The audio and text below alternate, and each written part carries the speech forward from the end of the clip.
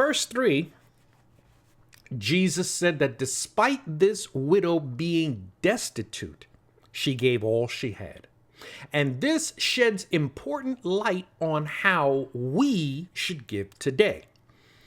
This widow was destitute, so tithing is irrelevant. And as we brought out earlier, this was for an offering. Scripture said that plainly. It wasn't about tithing. So this was about free will offering. Since the church is not and has never been required to tithe, this is especially applicable to us today. Paul wrote to the Corinthians and he outlined what our attitudes and our motives should be when it comes to giving. Let's hold that place there in Luke chapter 21 and let's turn to 2 Corinthians chapter 8. We're going to read verses 10 through 14 and I'll be reading from the Christian Standard Bible version. Paul wrote, "And in this matter I am giving advice because it is profitable for you who began last year not only to do something, but also to want to do it." So this reflects their heart condition. The previous year, they heard that the believers at Jerusalem were suffering due to a famine, and they wanted to help.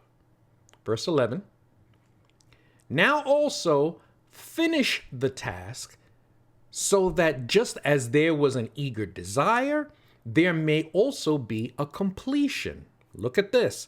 "According to what you have." And that's simply because no one can give what they don't have. For if the eagerness is there, the gift is acceptable according to what a person has, not according to what he does not have. So therefore, it's not about the amount. It's not about it not being the amount that was requested. It's too little. It's none about that. Nothing about that. And here Paul's reason for saying this. Verse 13.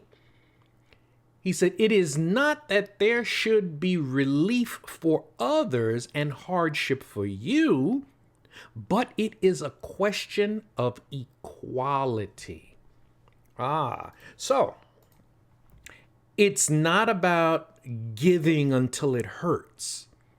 Our giving isn't about, for example, feeding someone else's children while our own children go hungry. It's not about paying someone else's rent while our own rent doesn't get paid. It's about everyone having enough.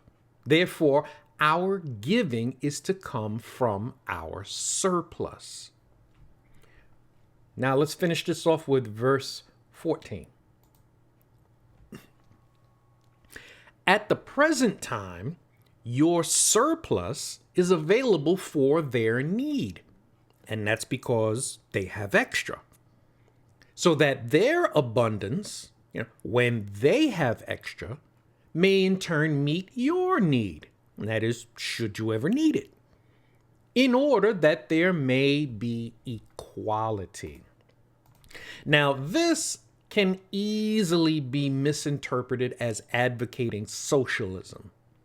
But Paul was actually encouraging them to freely give so that everyone has what they need. The 12 tribes were required to tithe according to the Mosaic law. The church has never been required to tithe, but we are encouraged to give whatever amount we choose to give from what we can spare. God provides our income. And he does that to meet the needs that he already knows that we have. And as good stewards of God's provision, that is what we should spend it on. It doesn't glorify God for his people to give their rent as their tithe and then be without a place to live or have their children go hungry. That does not glorify God. So, just a a little side note. If anyone is in a church that demands, let's say, a week's paycheck for a first fruits offering every year, or demands that you tithe off your gross, or if they forbid you from serving unless you tithe, and things of that nature, you can do what you want to do. But if it were me, I would say it's time to leave.